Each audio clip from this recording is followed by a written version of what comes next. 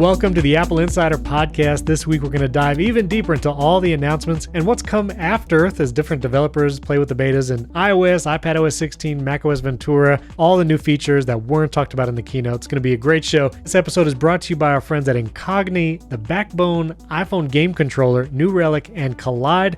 You'll hear about our sponsors in a moment. And joining me this week, who's running the beta on everything, Wes Hilliard. How's it going, Wes?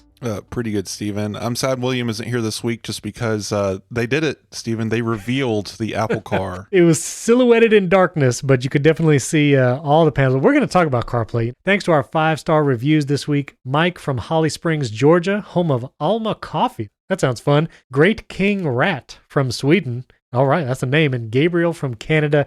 Thank you for those 5-star reviews. So it's WWDC week, Wes. I know you've been jamming on a bunch of articles and testing. I've got the beta on an iPad. I've not been so daring as to put it on like my main iPhone and such. But is there any device of yours that is not on a beta? That's what I want to know. Nothing I use. There's a Mac Mini that I keep cloistered in the living room corner that I just never touch. That's my backup machine in case everything catches on fire. But otherwise, no. Apple TV, iPad, all of it. If HomePod had a developer beta that wasn't an Apple Seeds program, I would have that too. Ooh. And as we saw today, the AirPods now have a beta program. So after this, I will probably install the beta on my AirPods. So that's right. So you are running it on your main daily driver iPhone, is that correct? Yeah, I don't have special extra iPhones and stuff laying around. So. Bespoke beta iPhones. Yeah, that's the one device. I'll do iPads. Sometimes I'll do a Mac, like a secondary Mac, but I don't do the developer betas on my iPhone because it's my only one. But yeah, it's one of those things where like it's sure to burn me eventually. I've always been super lucky running betas. I'm also always having the newest iPhone with the best processor performance or whatever, the highest battery. There are problems. There's bugs. The battery is eaten in an hour. Even on the iPhone 13 Pro Max, it just disappears.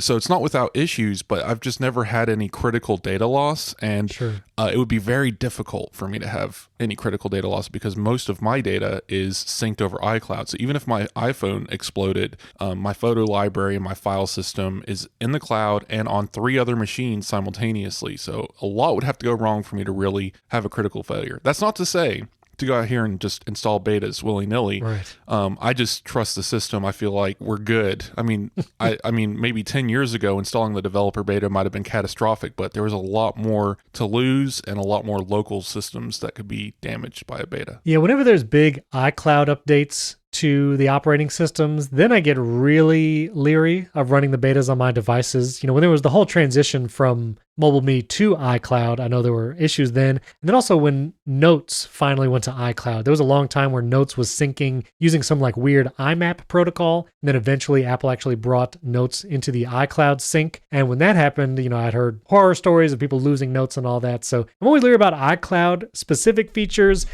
This year, we have iCloud Shared Photo Library, where you can actually share an entire library with other people in your iCloud family. And that's one of those features I'm like, I'm not going to mess with that just now because I do not want to mess with my personal photo library. And, I don't know what's going to happen. A shared library, it's a separate thing, but still. That's not in the beta yet. That's something Apple's going to have to activate on their back end for us to even access. So I don't even know how it's going to appear in photos. Apple kind of showed us a little bit, and you can see it on their website, but there's really not much there to speak of as far as what it actually looks like as an interface. It appears like it'll be integrated. So kind of like how Shared With You with photos works. I don't know if you have this enabled on your phone. But you can see images from your messages show up in your photo library. Yes. I believe the family shared photos will also show up in your photo library with a little family icon in the corner. Right. And there's going to be a separate album or library that you can go to see them individually. So that looks like what it's going to be so far. Okay. Before we jump into some of these specific features, I want to talk about WWDC at like a higher level. Didn't do this in the recap. If you really want just kind of a play-by-play of the things that were announced during the keynote, there was the recap episode that aired Monday right after the keynote, and I kind of, in 20 minutes, cover everything Apple did in their almost 2-hour event. But the actual event was interesting because there was in-person attendees, both developers and media was invited to watch the keynote State of the Union and be physically at Apple Park, visit the Developer Center. So saw people on Twitter, have heard other podcasts that it was actually a really good and fun experience being there in person at Apple campus. The keynote was shown outside, so they did not watch it in the Steve Jobs Theater or indoors.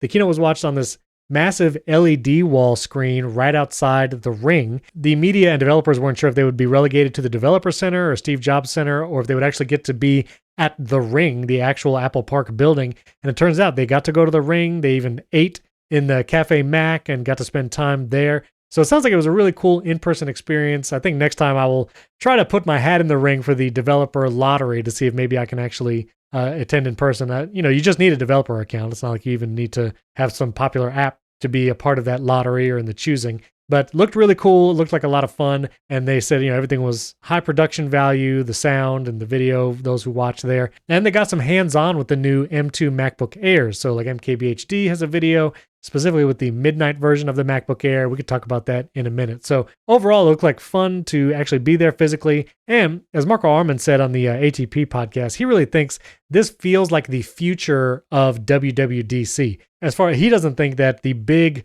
conference center, thousands and thousands of people attending from around the world is going to be much of a thing anymore. I mean, it makes sense. I feel like Apple would want people to physically come to their building, Apple Park, that they spent billions of dollars on, that they can actually show off. And now they've made it clear that they're comfortable showing off to regular people, developers and press and all that. And so it feels like maybe this will be the future of their events and conferences, that through a lottery or some small group gets invited physically, and then all the actual keynotes and announcements are virtual.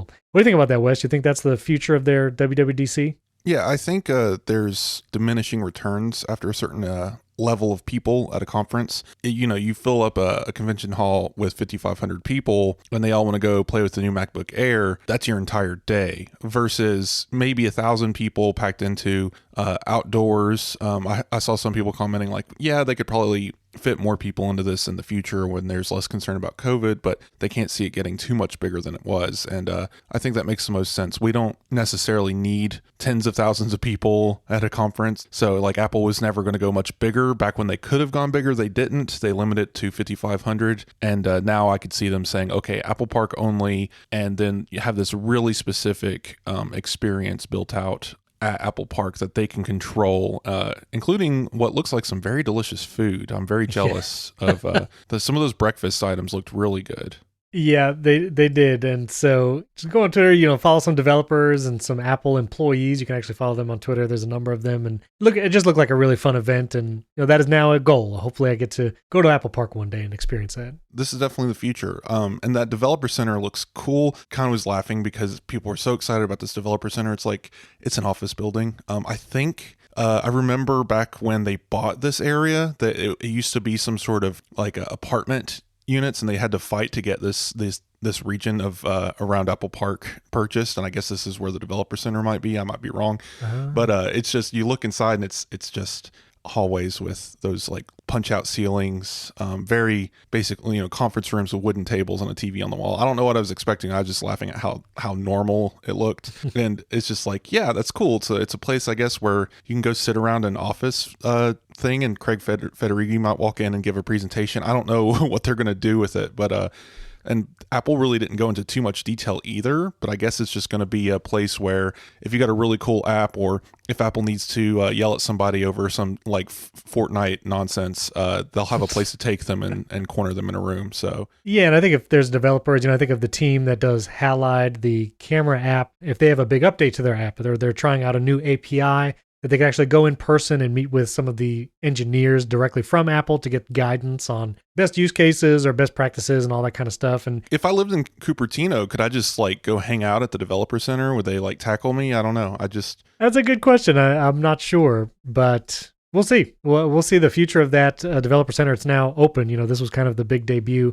Every room is named after a macOS release, which I don't think either of us nailed the guess. I thought it might be macOS El Dorado. I had a bunch of people on Twitter with guesses. I don't know if anyone guessed this, but it's macOS Ventura. Ventura is the name. Would not have thought. Right, and they pronounced it very Californian without too much emphasis on the T. Right. Whereas anyone who's watched movies immediately went to Ace Ventura, which has a very hard R.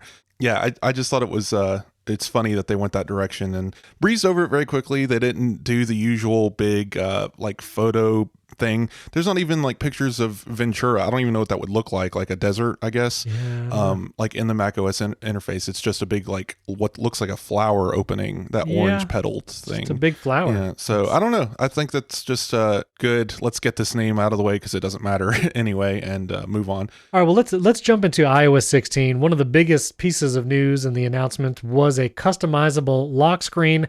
Looks great. I know you've actually been playing with it hands-on, so I'd love to know your impressions of it. We talk about some of the home widgets for home status that you can do. We talk about HomeKit Insider, all the home app stuff. Listen to that episode that airs Monday if you're curious about that. But with the lock screen, I was excited to try it, but I've only installed the beta on my iPad, so I go to my lock screen and no dice. The customizable lock screen, despite such a large canvas on my 12.9-inch iPad lock screen, there is no customizations available for that. So you can't put widgets or change the fonts or any of that on iPad. This is iPhone only. So that's unfortunate. But I will say some other lock screen info. Found out that Face ID is actually going to work in landscape now with iOS 16. So those who install the iOS 16 beta on their iPhone and they have a modern iPhone, especially the 13 and 13 Pro, if that phone is sideways, even if you're like laying in bed, on your side, Face ID actually works in landscape or sideways, much like the iPad Pro. The iPad Pro Face ID has worked in landscape and portrait, so that's really nice. A lot of this lock screen improvements and widgets really seems like it's pointing toward that always-on display that we've been hearing rumored more and more recently that's coming to the iPhone 14. There was even some code found in iOS 16 that mentioned things about backlight management on the lock screen, which, again, is not like any kind of confirmation, but it definitely lends itself to an always-on lock screen. And final thought before I throw to Wes and hear about his experience with the customizable lock screen, _ David Smith, who developed the incredible WatchSmith app and WidgetSmith apps.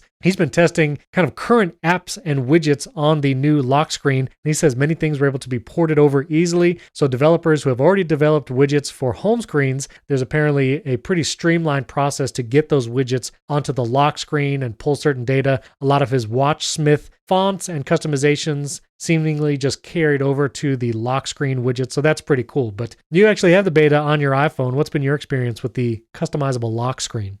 Well, it's really interesting. I found some limitations. Again, this is beta 1, so things could change very quickly. The iPad thing isn't clear. Apple hasn't officially confirmed anything, by the way. This could just be, beta 2, beta 4, who knows, or may not come this year at all. It just seems like an odd limitation for iPad not to have it. It has the new for the clock face, but you can't change the font like you can on iPhone. So it just seems like it's like a half step. Like if it was still the original lock screen on iPad and from iPadOS 15, I would say, okay, it's coming next year. But the fact that it's a half step forward and it has the new clock font and stuff like that tells me maybe some of the code's there and they're just not done yet, or there's still more implementation to go. This could even be a 0.1 update. It just seems like an odd limitation because we did find out that widgets are working off of the same code. It's basically identical to the complications on Apple Watch. So that's why David Smith, probably clicked 2 buttons and he was able to put it on the lock screen. I think that also might be weird because the iPad doesn't run anything from watchOS, so versus iOS having a bit more of a connection to it. So maybe there's some weird things going on there, but maybe we'll see Apple add some changes. I think, like you said, there's plenty of space, but even if they just said the same 5 widget limitation with 1 widget above the clock, that's fine. Like, just give me that and I'll be happy. But as far as customizing lock screen, it's pretty amazing. I like how they've got it all set up. Apple needs to do this with the home screen. There's basically a genie tool that shows up when you try to create a new lock screen, and it's select your wallpaper, now select your widgets, select your font for your clock, and it basically shows you everything you can do, kind of like setting up a watch face on the Apple Watch. So all very streamlined. A couple of little nitpicks. You don't know if a photo is going to have a 3D effect or not. It's not based on portrait mode or anything. It's based on the new subject detection API that they've developed with machine learning, where across the operating system and iOS, photos shown anywhere, the system just knows what's the foreground and what's the background. If it's able to see that the foreground will overlap some of the clock, it'll let it do that on the lock screen, and that's really cool. But you have no idea if it's going to allow that or not. And then as soon as you add a single widget, that it cuts back and says, nope, no more overlapping. So you can't overlap the clock face and have a widget on the screen at the same time, which is weird. You can do a widget above the clock though, right? And it still overlap. Yeah. Right. You actually cannot choose. You cannot not have a widget above the clock. I don't think there's an off option up there. You have to have either the date, the weather, something up there, which someone was complaining about on Twitter. That's interesting. Okay, yeah, I've seen a couple lock screens on Twitter, and people were like, "This overlap is amazing," but I didn't realize it was just totally random. I imagine it shows you a preview before you set it, right? Like it's not like you have to set it to know whether it overlaps. There's some kind of preview there. Right. So the editor itself is the live view of the lock screen, and then when you hit done, it just becomes the lock screen. Gotcha. Very cool. Well, I mean, I'm excited to try it, especially with focus modes. And that was, again, one of the big announcements is that focus modes can affect so much more than just who can contact you and what notifications come through. Focus modes can actually choose a new lock screen, or you can set a specific lock screen with widgets to a focus mode, and even what mail accounts are active in different focus modes. Have you played around with that at all? How focus modes affects like mail accounts and other like background app stuff? No, I could do an entire show and write 7,000 words on this. This is going to change iOS in a big way. I'm just very surprised at how far this can go, because now nitpicky details, when you set up the lock screen, you can click an icon at the bottom to choose your focus for it. Now you can just by default say no focus, and it's just a lock screen you can swipe to and select. But if you want it to automatically become your lock screen based on a focus, choose it from that menu, or there's a menu in settings to choose it. And when you switch to that focus, that becomes your lock screen. Or, this is a little weird, if you select the lock screen, you switch to that focus. So it is a hard stop. You can, if you say this lock screen is for this focus, it is that focus. So I go to that lock screen, I say, I like this image, I like this layout. You click it, suddenly you're in the sleep focus. Wow. And, so that's another little nitpicky detail. So if you want to have the same lock screen for multiple focuses, you have to build multiple lock screens, even if they're identical. That's interesting, because so it's called focus filters is the other feature. And here from Apple's website, it says you can set boundaries within Apple apps like Calendar, Mail, Messages, and Safari. For example, choose a set of tab groups to show up in Safari while in work focus, and hide your work calendar when you're in personal focus. Right. I'm getting to that. I'm just long-winded. No, you're good. You're good. Now, past the lock screen stuff. Yes. So this is really cool. And third-party apps can take advantage of this with an API. So this can happen across any app. But right now it's only Apple apps because it's a beta. And I've done this. It's really interesting. So you can set a focus filter so that when you are in, say, a work focus, and you open Safari, it will take you to a tab group that you've pre-selected. So for AppleInsider, if I'm at 7 a.m., it goes to AppleInsider's work focus. And if I open Safari at that point, it'll open up the tab group I have labeled as my work tab group, showing our publisher and our website and whatever tools I'm using at that time. You can still, and this is at least good, you can still switch between tab groups. It just defaults to that one as the first one you open. And then if I just switch my work focus to my personal one, it doesn't do it automatically. A pop-up on Safari will say, you've just switched your focus. Would you like to open your personal tab group? And you say yes or no. That's a little bit, I don't like that. I don't like that you have to confirm it. I would rather just do it automatically. I don't know if that'll be a setting later, but right now you do have to confirm if you're going to switch your tab groups because of a focus change. But I do like that happens. Other ones are more automatic, like Mail. Right now I've set it up so when I'm in my personal or any other focus, I only see my personal email address, and then only in my work focus do I see all my email. Right. Stuff like this is really cool to me, I think. I love this, and it's weird because I was just recently retesting Spark as an email application. I tested it before, and with many email accounts, it seemed to struggle with that. But I will say now, I was using Spark for the last week or so. I had like 6 or 7 email accounts I put in there. It was working great. But then when Apple announced this during the WWDC keynote, being able to disable certain email accounts based on focus mode, that is a huge deal for me. I, in the past, have tried different methods and strategies for separating personal and work stuff. I even went so far, I don't know if our listeners are familiar with this, but there's something called the Light phone, Light, and it is basically a bespoke very tiny credit card sized phone that only allows you to make calls. Then they had a second version that lets you text. But I had the one that just allowed you to make calls. You can sync it with your regular phone number, and so calls would be forwarded.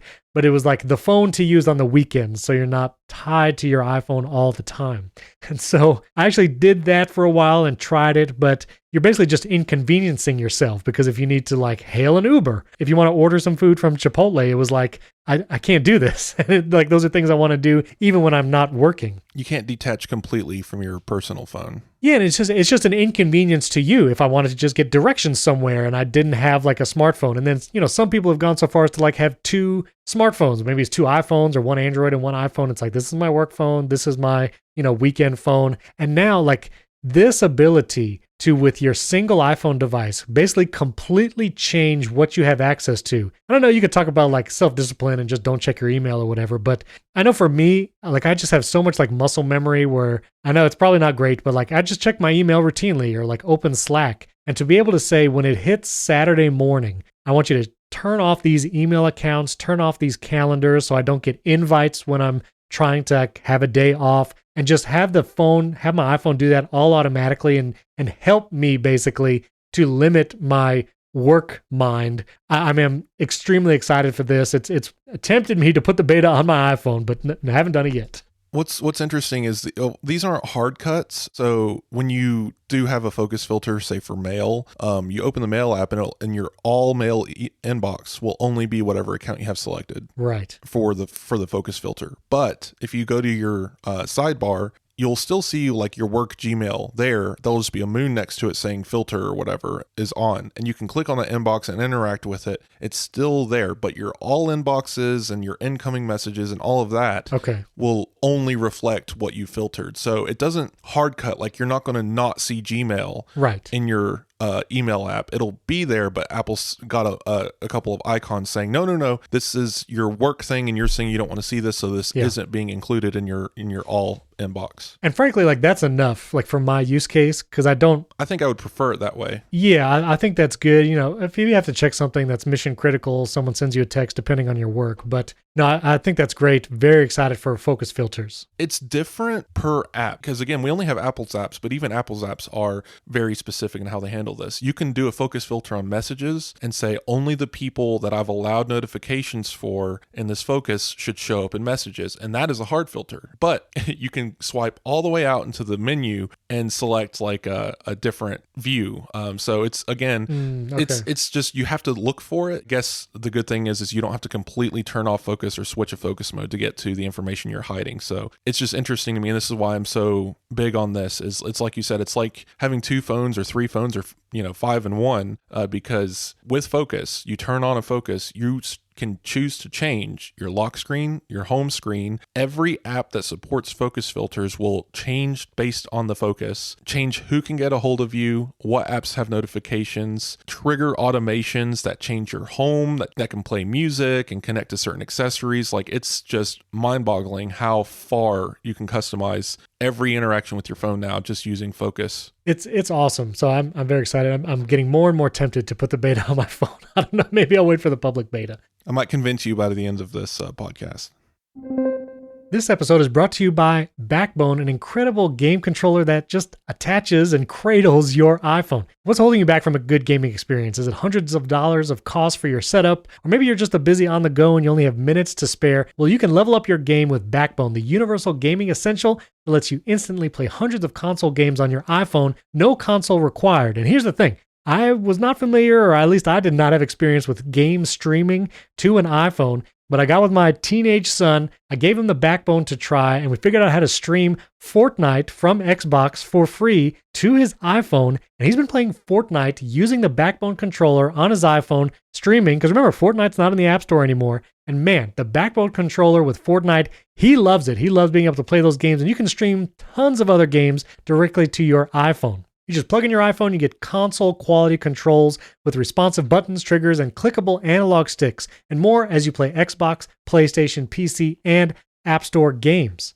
If you don't own a console, no problem. You stream all those games like FIFA, Halo, Minecraft, and more with those cloud gaming services like Xbox Game Pass, NVIDIA GeForce Now, and Google Stadia. and experience for yourself what TechCrunch calls the closest we've ever seen to a portable Xbox. That's pretty cool. So go to playbackbone.com/AppleInsider now to order your Backbone until June 30th and get free access to over 350 console games and perks, including 1 month free of Xbox Game Pass Ultimate, 1 month free of Apple Arcade, 2 months free of Google Stadia Pro, and 3 months free of Discord Nitro. Find your next adventure at playbackbone.com/AppleInsider. That link is also in the show notes. You can just click it there. Our thanks to Backbone for sponsoring this episode and our friends at New Relic. If you're a software engineer, you've been there. It's 9 p.m. You're finally unwinding from work. Your phone buzzes with an alert. Something's broken. Your mind's already racing. Is it the back end? Is it the front end? Is it the network? Maybe a cloud provider? Did I introduce a bug in the last thing I did to deploy? Well, now the whole team's scrambling from tool to tool and messaging people trying to find and fix the issue. Well, that won't happen when you get New Relic. New Relic combines 16 different monitoring products that you'd normally buy separately, so engineering teams can see access across the entire software stack in one place. More importantly, you can pinpoint issues down to the line of code, so you know exactly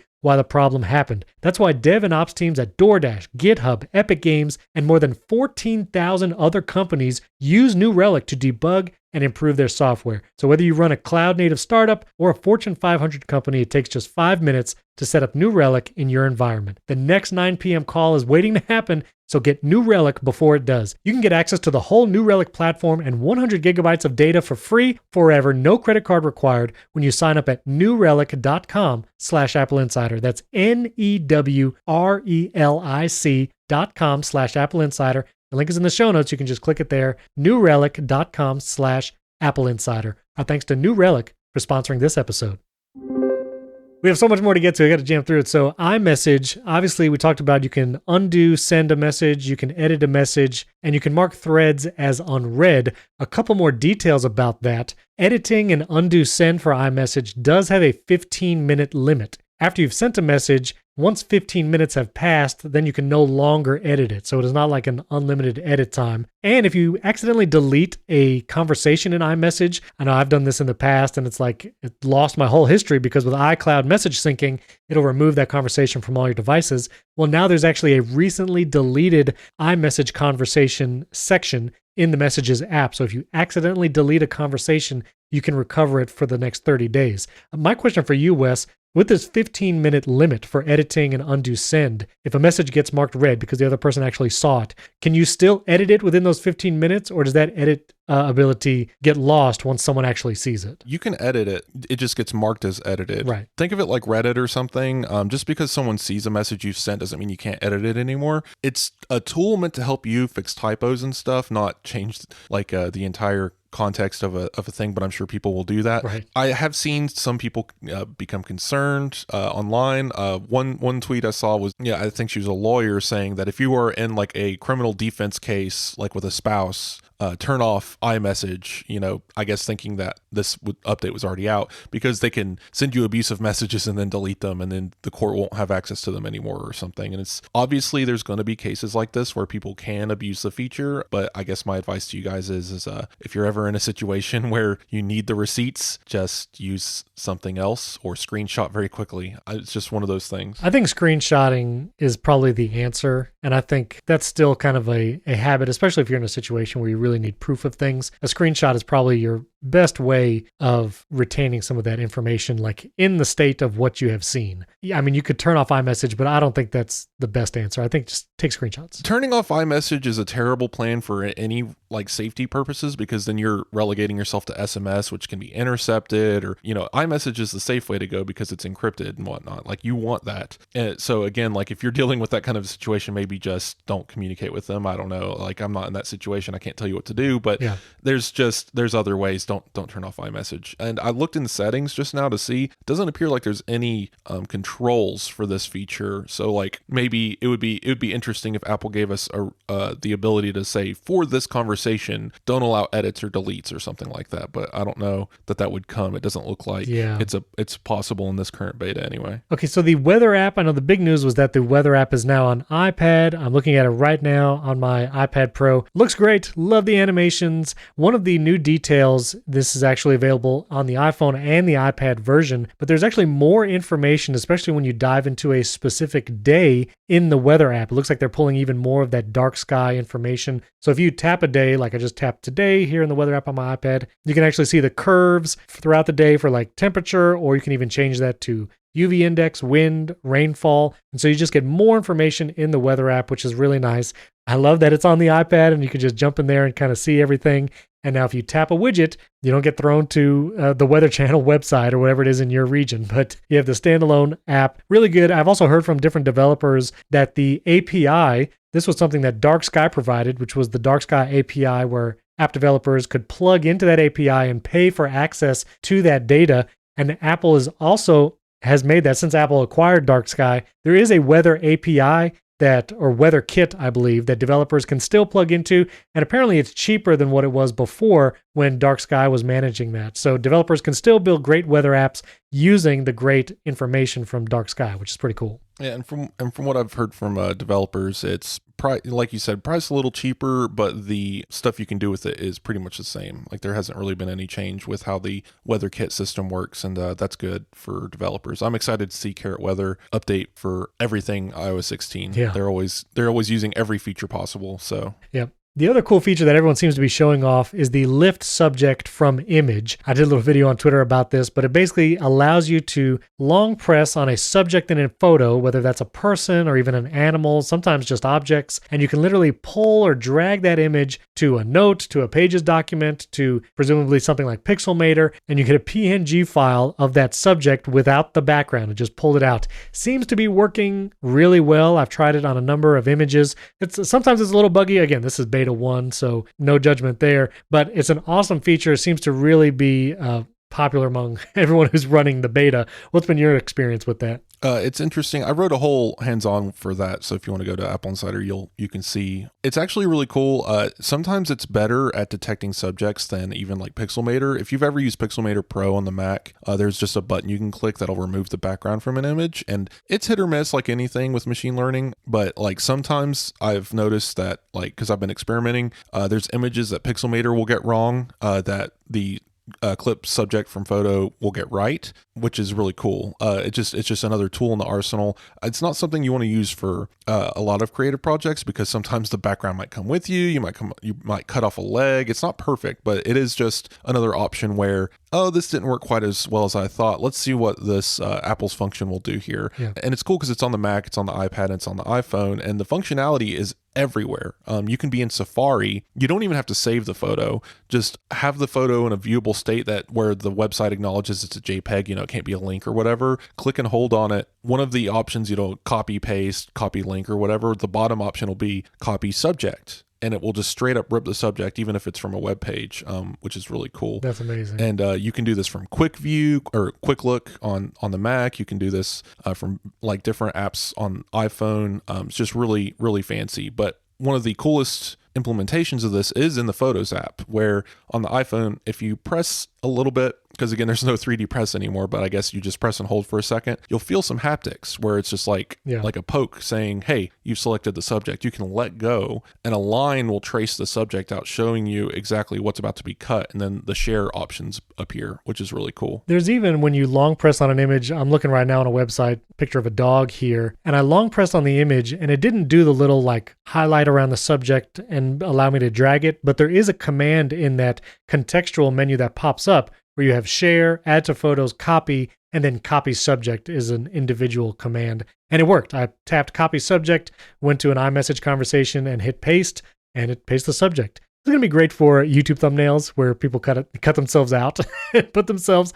It's amazing. Oh, I've just been sending pictures of my cat and dog to people, just cut because it detects animals and people really well and their boundaries, even like fur and stuff. It gets right. So that's amazing. It's really cool. Well, before we move on from iOS 16 and talk a little bit about CarPlay, the M2, and the iPad, Mark Gurman from Bloomberg had the report that Apple Pay Later, which was announced during the event, allows people to buy a product and do 4 equal payments rather than paying 100% upfront. Those 4 equal payments from Apple Pay Later is not handled by some external financial institution or Goldman Sachs who runs the Apple Card.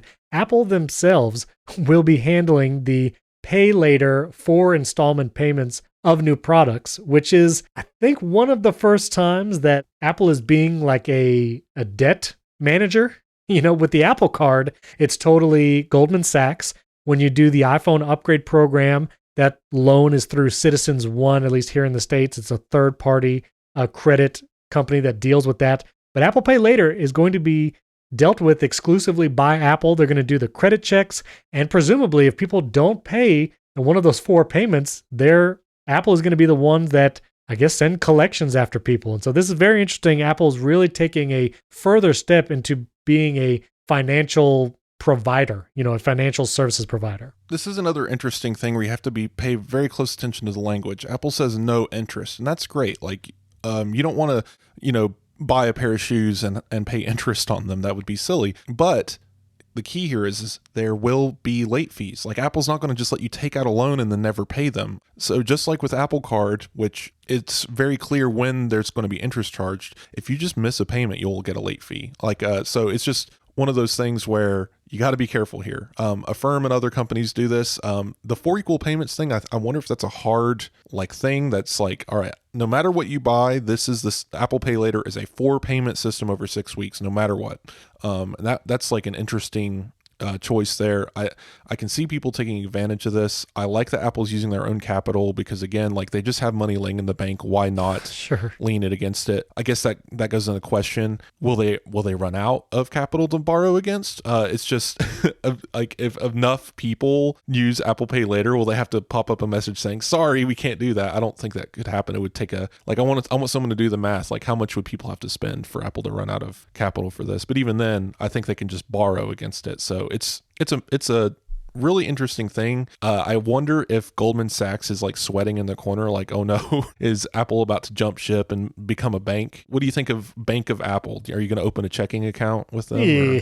I mean, looking at some of the banking institutions here in the States, maybe I would trust Apple more with my money than them, with all the breaches of data and fishy things that happen behind the scenes. I don't know, because Apple Card, again, is only available in the States, and we've been waiting for it to expand to things like Canada and the UK. I know William Gallagher is eagerly awaiting the ability to have an Apple Card. I wonder if they are delaying that to be the ones that back the card out there. I don't know. I mean, it would be a huge services play, a revenue play, but it's a big step from we're going to manage your loan to we're going to manage your credit card, because they're very different institutional systems. I think the loan is just much less complex. Again, it's here's your money, we have it, and you owe us back, versus credit checks and all this stuff. And if you look at the slide for Apple Pay Later, it does say at the bottom, there's a disclaimer on the screen that loans are subject to credit approval and stuff like that. So you have to, Apple's probably going to do you're going to have to apply for Apple Pay Later, and you're probably going to be given, you're not going to be told this, but in Apple's system, you're going to get a pre-approved limit and stuff like that based on your credit. So Apple can say yes or no whenever you try to do it. And if you try to do 15 of these things in a row, they're probably going to be nah, you're probably destroying your credit doing that. Right. To be very clear here, this is a credit system. This isn't a toy to play with. I might use it to buy those Adams shoes. They're $100. They're nice. 4 payments of $25. That's much easier to swallow than $100. Sure.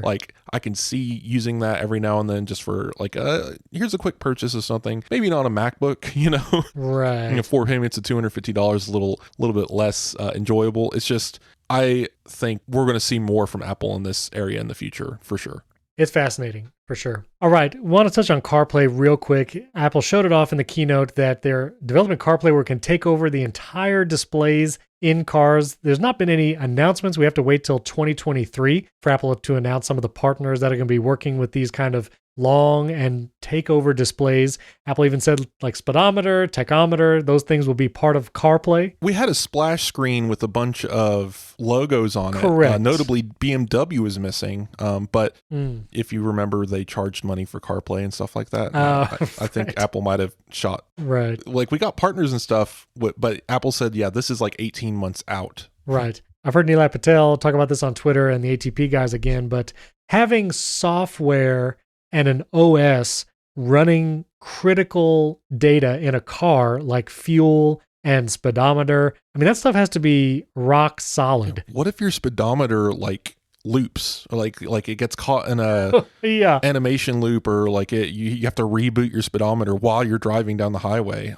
Yeah, someone on Twitter was saying, like, what happens if the speedometer like freezes or whatever? And I joked, well, if you get pulled over by a police officer and they say, do you know how fast you were going? You could say, I really don't know because my speedometer froze. And so no idea, officer. Have you ever been in a vehicle with a digital dash? They do exist. There are dashes right now. You can go get a car that is like, it turns on with the car. There's no physical dial. Have you ever been in one? I think I have. I mean, I've never seen one freeze or anything, so maybe it's fine. I think it's a trick of the eye kind of thing. Like in the background, it's all mechanical pulleys and levers. It just feeds out to a digital input. Like Apple's interface might be showing us the thing, Right. but there's still like a computational layer behind it. So even if CarPlay crashes, I'm sure there's probably a safety system in place that if for any reason that this thing isn't getting constantly updated, like the system can see a freeze, right? Like computers can do that. Sure. And I would say very reliably, it might just switch back to the default Android Auto, if that, oh God, fall back to Android Auto, but fall back to the car's default speedometer. Right. Even though, yes, it's a digital system, it's still hooked up to a mechanical interlock. It's still hooked up to a mechanical system. It knows how fast you're going. That base system's probably so reliable and basic that even if Apple system fails on top of it, they can just switch back to that and you would never notice other than CarPlay disappearing. Right. Well, I don't think my 2011 Kia Soul will be getting full CarPlay support anytime soon. So listeners, you're going to have to let us know. It's cool. So that's the question. Would you drive something like Apple's fancy theoretical one where it's the entire top of the dash plus a bonus screen? Would you drive something like that? Would you feel comfortable having that much in front of you? Because that's a lot of information. It's a lot of information. I would hope you could customize it and kind of limit maybe even things turn off while you're in motion, which is something like even my Kia Soul won't allow me to pair a Bluetooth phone when I'm in motion. I have to wait for the car to come to a complete stop. So I imagine there could be some customizations that way. I mean, it looks cool. I would drive it. Background information. I don't currently own a vehicle because I work from home and I don't need one, and I have access to a car, so I don't need my own personal vehicle. But before I got out of the military, I had a 2018 CRV with CarPlay, and I had all the new fanciness in it, and a light up dash and everything. So that kind of like driving at night with a lot of lights in your face kind of gets overwhelming. And now I'm just imagining an LED bar in front of me while I'm driving down the highway. I'm sure the brightness would adjust and stuff. I'm just very curious about the experience of driving something like this, or telling Siri to adjust my air conditioning and stuff. I find it very interesting, and maybe I'll be in the market for a vehicle late 2023. And I will say, just for William's sake, that it does feel a little bit like Apple's pre-announcing the Apple Car, or at the very least, they're doing the thing where you put out some information to see what public opinion is, so they can make decisions ahead of time. Yeah. Like, could you imagine? Because again, this is getting closer to that window. Ming-Chi Kuo says Apple's announcing a car between 2024 and 2028. You announce the 2024 car in 2023. That's how cars work. I hate that, but that's how they work. Like, I could totally see that. But then the other question arises, and I know not to go too long on this topic, of is Apple even building a car? Like, because this brings up both questions. Is this Apple's car? Or if other manufacturers are implementing Apple's systems to this amount of effect and detail, is this it? Is this Apple's testing facility? Is this everything they've been doing just to work up to a full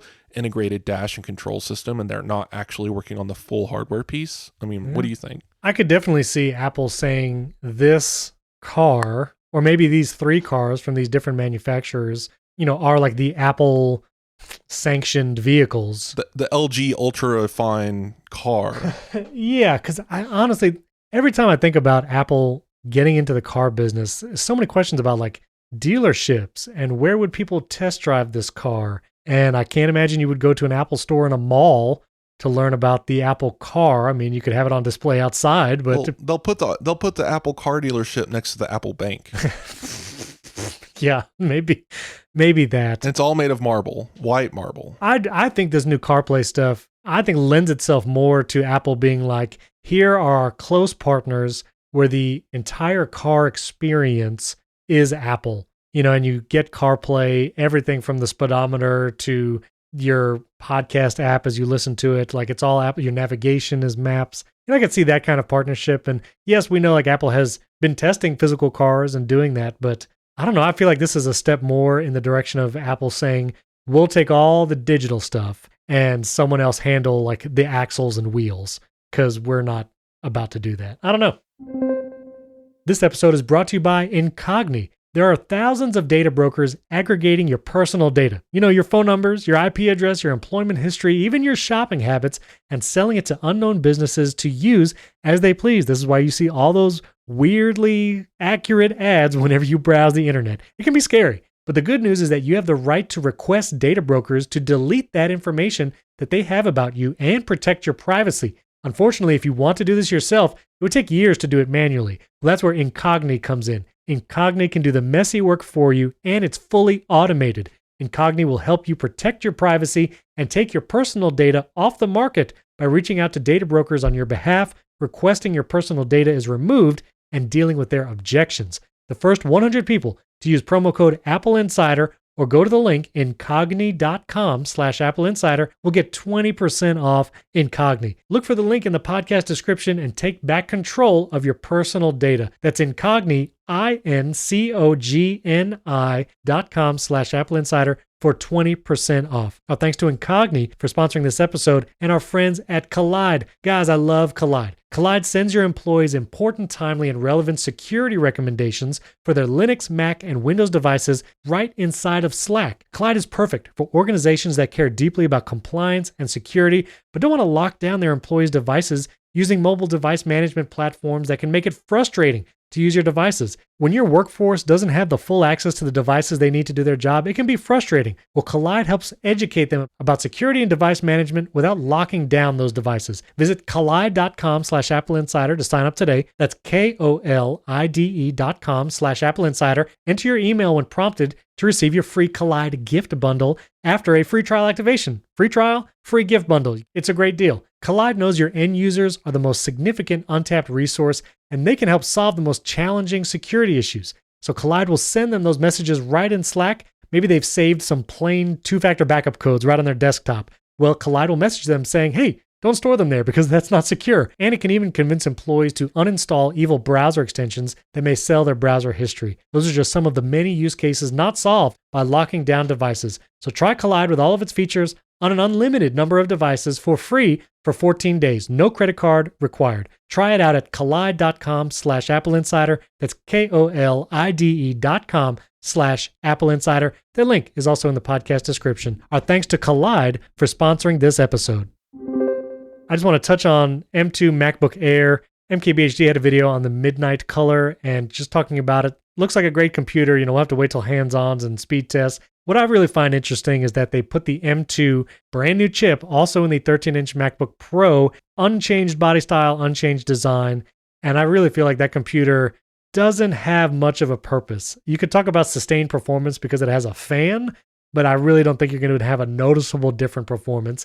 I think if anyone wants to get a Apple laptop sub $2,000, I think it's the M2 MacBook Air. I mean, that's the one you should go with. I really don't know why that exists, the 13-inch one. I have a conspiracy theory for you, Stephen. All right, so... Oh, I'd love to hear it. Okay, so yes, the MacBook Pro 13-inch with M2 sounds insane, but here's my guess. The whole COVID situation with chip production and stuff, probably Apple shoving M1 in everything. They have a surplus of M1 chips going to every other product, and then they probably just have a bunch of 13-inch MacBook Pro shells laying around, and they're like, man, we got to get rid of these. Sure. But they don't want to keep producing M1 chips, so they want to cut the production of the M1 13-inch MacBook Pro entirely and move it to M2, but they want to increase the M2's chip production. So it's a win-win. Here's the new chip in this old machine, and they get to basically kill all production of the 13-inch MacBook Pro, because, I mean, if they have any backstock inventory at all in the tens of thousands, that's probably the lifetime of the product that remains,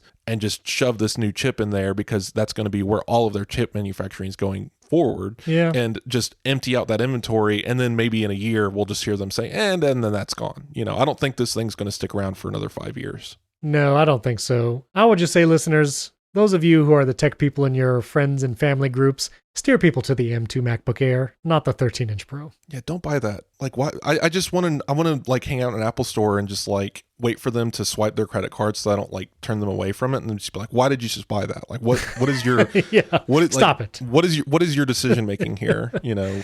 Yeah, I am very curious. I mean, the new MacBook Air looks really good. It is very much a 14-inch MacBook Pro, but scaled down with less features to hit that lower price point. I find it interesting that the M1 MacBook Air is still sticking around to hit that $999. I imagine a year from now that will go away. The M2 MacBook Air will take the $999 price point, but even so, glad it exists. Well, that M1 is so good. This is only like good. 18% is nothing to sneeze at. That's a great performance jump, but like that M1 is still really good. Like it is. I don't like it could stick around for years. Yeah. And I wanted to ask you, these MacBook Airs, yes, they don't look like the rendered rumored images, all the leaks, do they, Stephen? They do not match the colors for sure. You know, we did not get all those colorful MacBook Airs. We didn't get the white bezel display, the white keyboard. Right. They did call MagSafe and they did get the ports right. I'll give them that. Yeah, which again, if all you have is a CAD file, then you might not get colors. Then you might just have to go off what,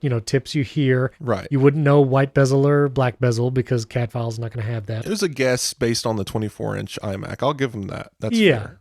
Anyway, it's fine. I do wish the colors, there's been some videos and photos of like the midnight color and how that midnight gets a little chipped, like around the ports especially, like you start seeing the little blue specks come off. So curious the durability and also the fingerprint of that midnight color. MKBHD in his video was showing a bunch of fingerprints on that blue one, and they're even hard to get off, like even if you wipe it pretty vigorously. So right. If I could have a midnight 14-inch MacBook Pro, I'm telling you, I would have one right now. Like that is it looks good. It's a really good looking MacBook. So yeah.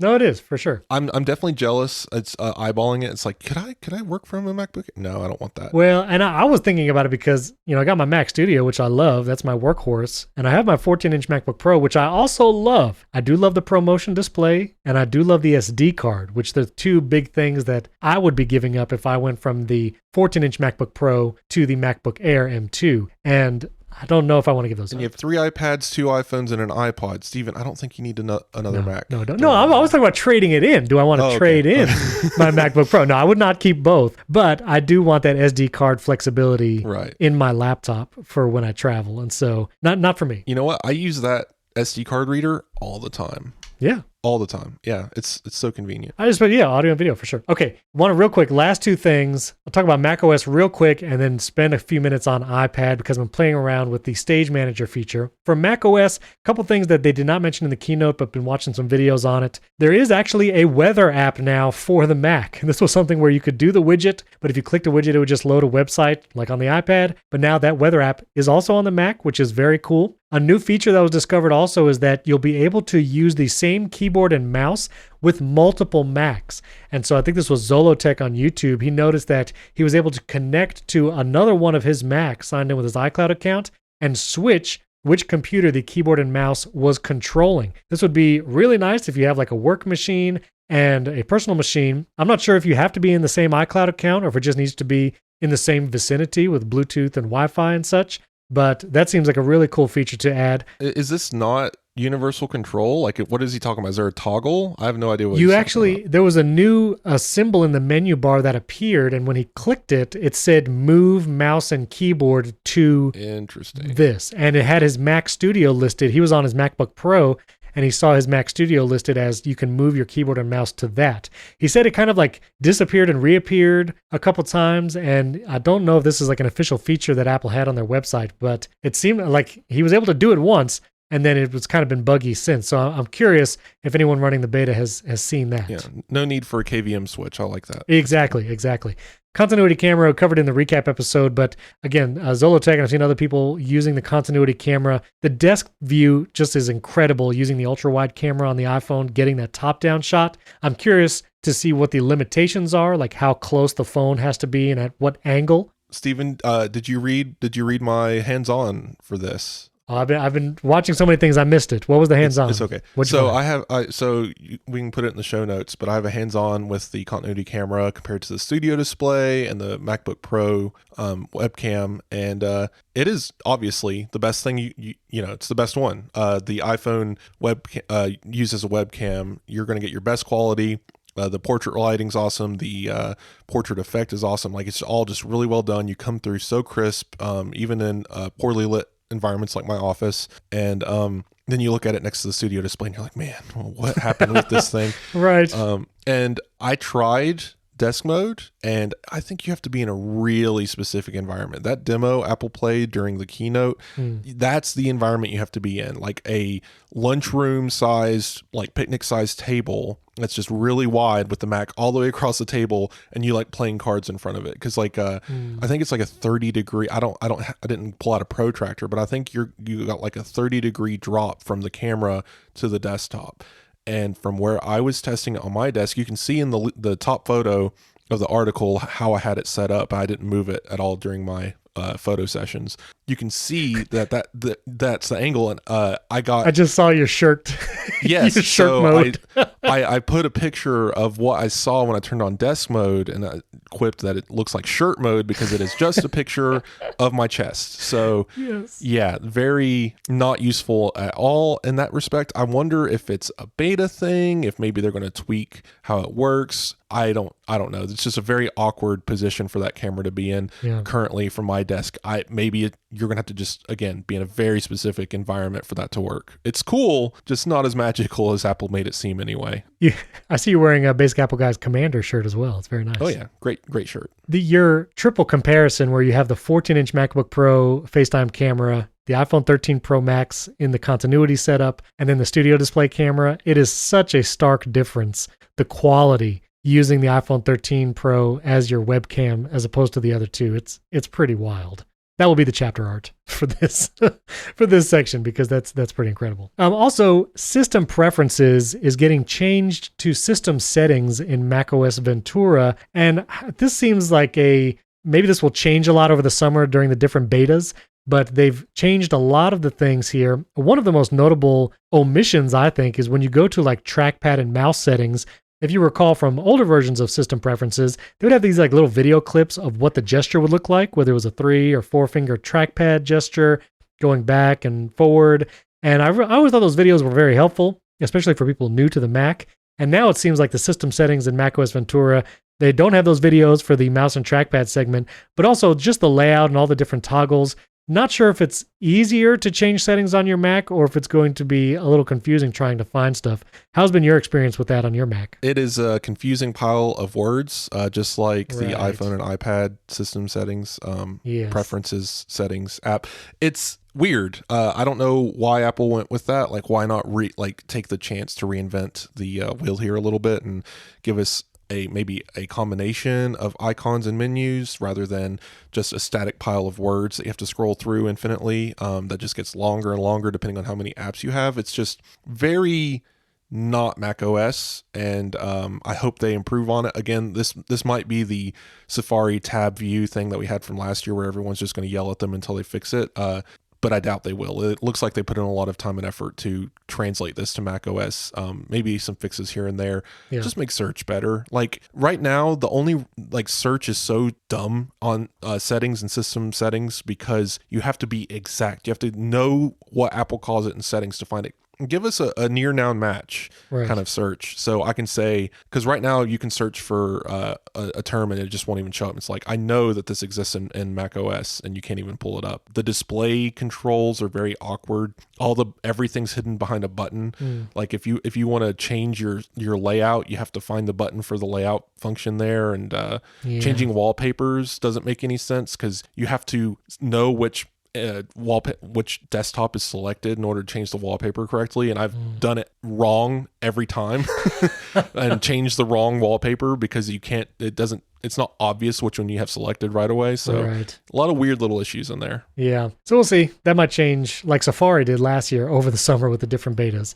And so to round out, I do want to talk about the iPad. First of all, Craig Federighi said desktop class apps are coming to the iPad. At least they're going to be APIs for developers to add desktop class features. He mentioned things like customizing toolbars and such, which that's not really the desktop class side of apps that I was interested in. But when I installed the beta of iPadOS 16 on my M1 iPad Pro, first thing I tried, of course, is what happens when you plug in a USB microphone. It is still the case that two apps cannot both access that microphone at the same time. I'm hoping maybe that's a developer thing. Maybe that's an API buried somewhere that audio intentions have to be built in so apps can share audio devices. We'll see. But as far as right now, that one use case has not changed. I'm curious what desktop class features are actually brought to iPadOS with these different APIs. But the one thing we did get was Stage Manager, which is an M1 iPad only feature. So you can't get this on the base model iPad or the iPad mini. This is iPad Air and iPad Pro. Anything with M1, you can do Stage Manager, which is the same feature as on the Mac. Really feels like it was made for the iPad though. And I played with it several times. If you really want to have multiple apps up, you can get up to 4 windows at a time in Stage Manager. You tap each one to bring it to the foreground and interact with it. You can put them off to the side. You can resize windows, and to drag windows around the space of the iPad screen, you tap and hold on the 3 dots on the top of the window. It's not like Mac where you can kind of drag it from wherever you can grab it on the top of the window or whatever. So it took some getting used to. Resizing is a little funny. Someone asked me on YouTube, actually, can you resize a YouTube video to kind of be widescreen at the top and then have windows underneath it? And it's one of those things you kind of ish can, but it takes up half the height of your canvas. And so you can't really have other big windows unless you're going to overlap it onto the video. So it's weird. It's not where you can place windows at the exact size and exact position you want for all the windows on your canvas, which is only up to 4 anyway. So it's not that kind of precise control, but you can. You can put multiple windows up on the iPad. You can organize them off to the side in that left-hand sidebar, and you can turn off Stage Manager using a button in the control center. You actually activate it and deactivate it as you want. And when you deactivate it, you just go back to normal split screen and overlay app modes. It's interesting. I'll be curious how they improve it or if they change anything about it over the beta cycles. I don't know, Wes, what have you thought? Have you played with it around with it? It's interesting. I've long said I'm not a big fan of overlapping windows, and this is only overlapping windows unless you go with a certain size. I've been messing with it. It's difficult to describe. There's a little grab bar in the bottom corner that lets you resize even with touch. So you don't need a mouse and keyboard to make this work. Honestly, if you go into Control Center and press and hold on this Stage Manager button, you can actually make it so the dock and the switcher automatically hides, giving you more screen real estate. And you can pretty much set up the windows to occupy the same space as a split view. Once you do that, that's fine. I like the idea of the fast switcher, but at that point, I'm basically doing the same thing that I was before with 2 apps, but now I can do it with 4. So I don't know. It's something I'm going to have to play around with. I haven't spent a lot of time using the iPad as a laptop standalone since this came out, because I've just been swamped with work. So, and all of my work systems are currently on the MacBook Pro. It's hard to just completely abandon that right now and go to a new system and try to perform work at the same capacity on a new system I'm trying to learn. So when I get the chance, I will sit down and work with it. But right now, it is a little chaotic. Windows are just snapping wherever they want. You don't really get to choose exactly the layout that you want. Apple has predefined sizes and predefined locations. Unlike the Mac, where even with Stage Manager on, you can still fully control everything. It's kind of a half step on iPadOS, and it's fine. I would say this is kind of what we were expecting. This is kind of what I was asking for, though. The idea being that Apple do what they did with the cursor, redefine windowing as an iPad-specific system that's new and different. And it seems that they developed this for iPad, then ported it to macOS, because why not? Not the other way around. And it's cool. It's definitely smart. The only thing that matters here, though, because I think, again, if I'm using the iPad as a laptop and a Magic Keyboard out on a couch or something, I'm probably just going to use split view, 2 apps at a time, because that's just always how I operate anyway. Even on the Mac, I'm usually 2 apps at a time in full screen mode. That's just my operations. But the thing that this enables that I really like is when I'm at a desktop next to my studio display, I connect that Thunderbolt cable to my iPad and bam, I have full screen mode on an external display with Stage Manager and then split view on the iPad or what have you. And it's a fully manipulatable system. And that is beautiful. And that is what's really cool about this. Yeah, and I've just been playing around with the windows as you were talking, and like it is very flexible, but like you were saying, you do have like set sizes. Like there's an iPhone narrow, small size, then you can go square, then you can get larger kind of half size split screen style, and there's like a 3/4 there. And of course, you could just kind of have like a quote unquote full screen with just the apps off to the side. So it's interesting. You'll be playing around with it, and yeah, we'll see. But someone asked me, like, they were considering getting an iPad mini, but it's their only iPad.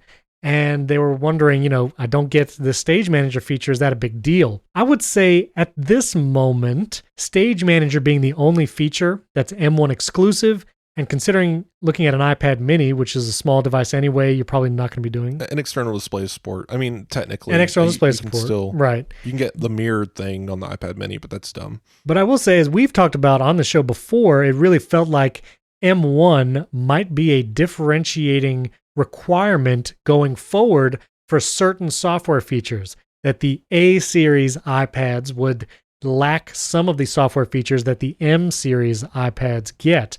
And so if you're looking at getting an iPad and it's your only iPad, you're only having this one iPad, it's your only, iPadOS device, I would say lean towards an iPad Air or higher, because who knows what other features might come in the future that are M1 exclusive and you don't get on the A series iPads. A few more tidbits before we run out of time. Well, the reason why there's M1 limitations at all is because of virtual memory swap. Right. We're able to go up to 16 gigs of memory usage by apps, but then if they run out of memory, it's no longer kill the app dead. It's switch to virtual memory and the user won't even notice. And that's great, but that's only on M1 chips. I could see an iPad mini 7 next year with an M2 chip in it. That's totally possible, and I would buy it in a heartbeat. I'm a little weird about this. I see the iPad mini as more of an iPad than I do a traditional computer, so I'm not going to use windowing on an iPad mini, even if it was there. That's just me, though. I wouldn't want to limit anyone else. If you guys want to use it that way, go for it, but I would still use split view instead of Stage Manager on an iPad mini form factor. But speaking of iPad form factors, it looks like today there's a rumor that Apple is preparing to release a 14.1-inch iPad Pro, and that would be really cool, and I would upgrade to it instantly. So, what do you think? You're gonna buy a $3,000 14-inch? I don't know how much it would cost. It would be in the 2000s for sure. It's going to be very expensive. I got this new MagFlot magnetic stand for my 12.9-inch iPad Pro, and I've really been loving it. I've been using Universal Control more because it's right here next to my monitor. I do love the 12.9-inch screen size. I think I'm good not going bigger. I have my 14-inch MacBook Pro. I still lean towards macOS for real productivity and work stuff. But I think that would be great for a lot of people, especially artists and those who want that big canvas for work. It sounds great. So more grab bag real quick. So the more memory on iPads is cool because games get to access that now, and Metal 3 is going to be improved. Yep. No Man's Sky is coming to the iPad because of this. So that is going to be fancy. Yes, it was on the Switch before, so technically they have it running on lower systems, but the iPad Pro is much more powerful than a Nintendo Switch. So it'll be cool to see that game running here. And as long as I can sync my progress, which I think I can, I'll probably pick it up on an iPad. That'll be interesting. I want to see more game companies take advantage of this. I'm not going to play Resident Evil 8 on my Mac, but that whole gaming section in the conference was just a little odd and out of place to me. If Apple really needs to come up with a system, because if they're going to go so heavily on like Metal and stuff, sorry for the tangent, but if they're going to go so heavily on Metal and proprietary systems, they need to create converting tools from PlayStation's proprietary system or Windows systems to Apple's or something. Give the developers something, because as long as they're saying, no, you have to start from scratch and develop for our tools and APIs, we're never going to get cool games on iPad and Mac anyway. Well, and also missing from the keynote was tvOS. And so there's been some people, maybe there'll be some other focus on tvOS and gaming, maybe home as well, if there's some kind of new HomePod or audio device. There was actually found in the iOS 16 code mentions of an audio accessory 6, which the current HomePod Mini is audio accessory 5 in Apple's code naming conventions. So it's possible this fall we might see some of those things, but curious that tvOS just wasn't even mentioned during the keynote or anything like that. The only thing I could find for tvOS was HDR10 Plus support, and they got Joy-Con support just like the iPad and iPhone did, which is cool, I guess. Yeah, that's cool. Couple more things that I've discovered just playing around with the new betas. Contacts, you finally can create groups. Apple calls them lists now for some reason, but contact groups is a part of iPhone and iPad Contacts app, which is something I've been complaining about for a very long time. So it's funny that it's finally there. One last thing, here it is. Haptic feedback on the base keyboard on iPhone. You no longer need to install Gboard or a third-party keyboard application. You can just turn on haptics and it is good as you think it is. The haptic engine in iPhone is really great, and now, because I know a lot of people will turn on the sound because the speaker playing the sound will make a kind of a vibration, I guess, and gives them a little bit of that haptics just to feel it, I guess, because it makes them feel like they type better. Now you don't need that annoying popping sound. I hate hearing that keyboard sound. I don't know if it bothers you, Steven, but it's like hearing someone chewing. I can't stand it. Mute your phone or something. It drives me nuts. But yeah, that vibration thing's really cool, and I'm happy that it's there. I turned it on right away. Very cool. All right, well, listeners, let us know what you're most excited about for iOS 16, iPadOS, macOS Ventura, all of that. Let us know on Twitter. Wes and I's Twitter handles are in the show notes. You can also give us a 5-star rating and review in Apple Podcasts. That helps us out, and you'll get a shout out at the top of the show. And you can support the show either directly in Apple Podcasts or at patreon.com/AppleInsider, where you get an ad-free version of the show and early access. Thanks for tuning in. We'll catch you next time.